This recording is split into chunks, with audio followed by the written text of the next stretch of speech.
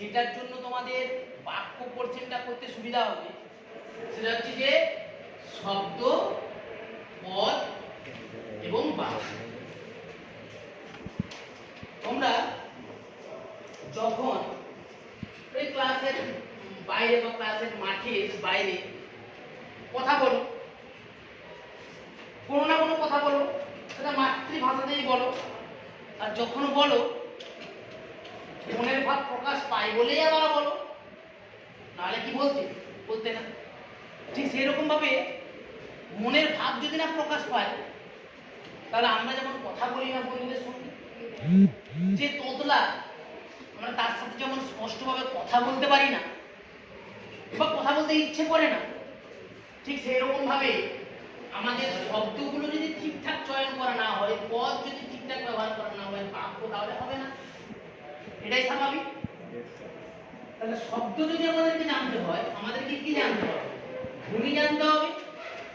ধ্বনি যদি জানতে হয় তাহলে আমাদেরকে কি জানতে হবে? বর্ণ জানতে হবে, তাই তো?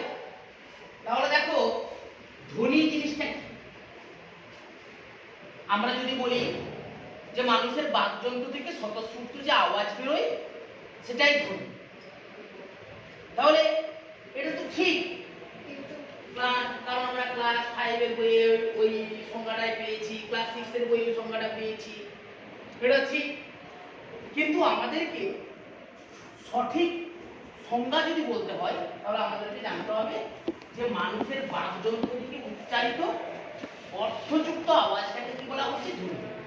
অর্থযুক্ত আওয়াজ, এটাই হচ্ছে সবচেয়ে বেশি ইম্পর্টেন্ট। অর্থযুক্ত আওয়াজটাকে বলা হয় ধ্বনি। যদি অর্থযুক্ত না হয় তাহলে ধ্বনি হবে না। 1 নম্বর। 2 নম্বর পয়েন্ট, বর্ণ জিনিসটা যদি জিজ্ঞাসা করা হয়, বর্ণ না আমরা সোজাসাপটাই বলতে পারবো যে ধ্বনি লিখিত রূপ হচ্ছে বর্ণ। ধ্বনি লিখিত রূপটা আছে কি? ধ্বনি লিখিত রূপটা আছে বর্ণ। ব্যাস। কেন ধ্বনি লিখিত রূপ বর্ণ? কারণ তুমি ধরো অনেক কথা বলছো, সেটা ধ্বনি মুখে বলছো, কিন্তু তুমি যখন খাতায় লিখবে যে কথাগুলো বলছো, লিখে নিলে তো সেটা ধ্বনি থাকছে না, তার লিখিত রূপ একটা পেয়ে যাচ্ছে, তাই না?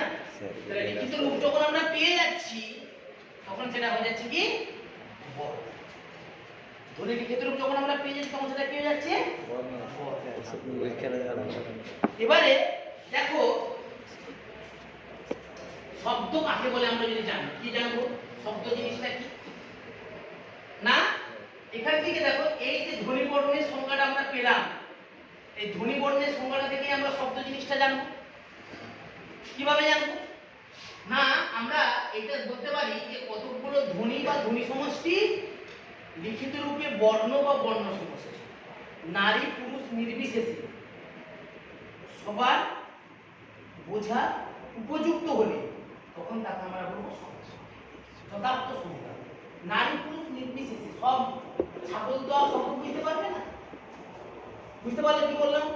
তাহলে কি বলবে? কতগুলো ধ্বনি বা ধ্বনি সমষ্টি লিখিত রূপে বর্ণ বা বর্ণ সমষ্টি, নারী পুরুষ নির্বিশেষে সবার বোঝার উপযুক্ত হলে তখন তাকে আমরা বলবো শব্দ।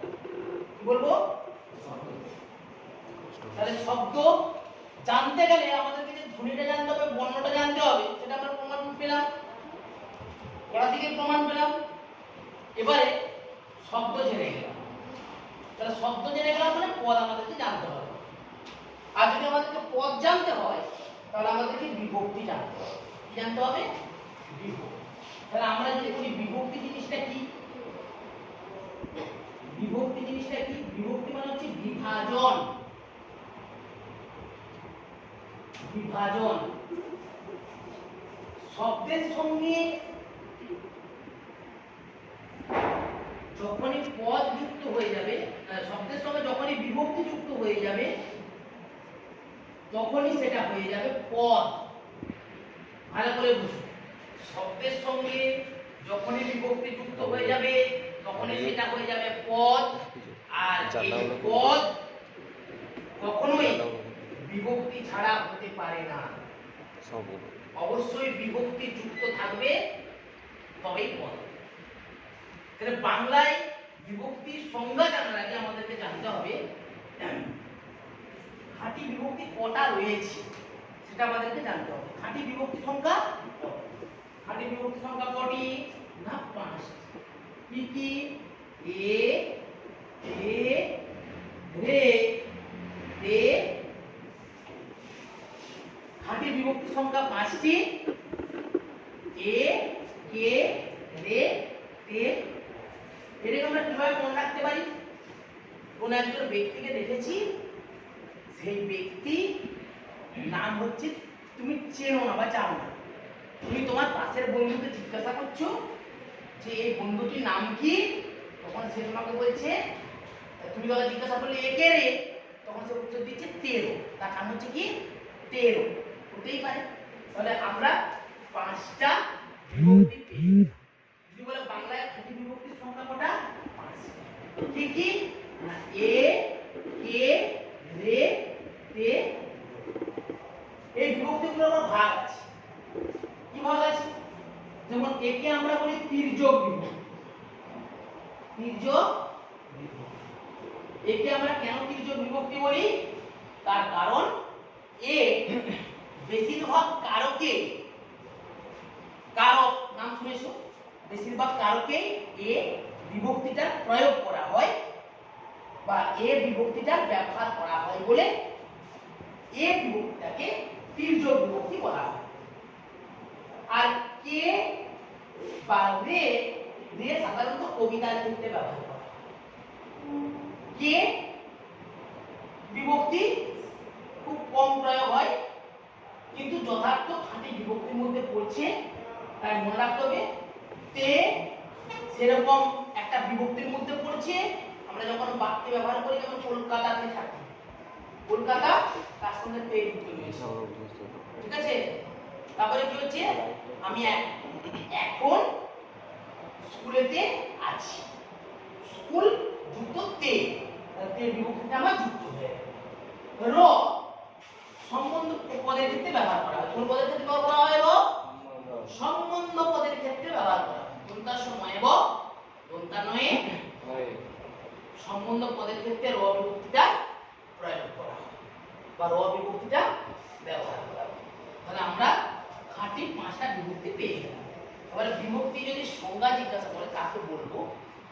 আমরা আগে উদাহরণটা দিয়ে দিলাম, ধরো বুলবুলিতে ধান খেয়েছে, বুলবুলিতে ধান খেয়েছে। তাহলে এখানে দেখো বুলবুলি একটা শব্দ, আমরা এখানে এইভাবেও করতে পারি, একটা জায়গায় আমরা শব্দ লিখে দিতে পারি আর একটা জায়গায় আমরা বিভক্তি লিখে দিতে পারি। তাহলে শব্দ বুলবুলি, বুলবুলি, আর বিভক্তিটা কি যুক্ত হচ্ছে না তে। তাহলে দেখো বুলবুলির সঙ্গে তে যুক্ত হয়ে কি হয়ে গেল? বুলবুলিতে পদ দিয়ে এখানে লিখে দেব বুলবুলিতে। বুলবুলিতে তখন আর শব্দ থাকছে না, সেটা হয়ে গেল পদ। শব্দটা হচ্ছে বুলবুলি, বিভক্তিটা হচ্ছে তে, পদটা হচ্ছে বুলবুলিতে।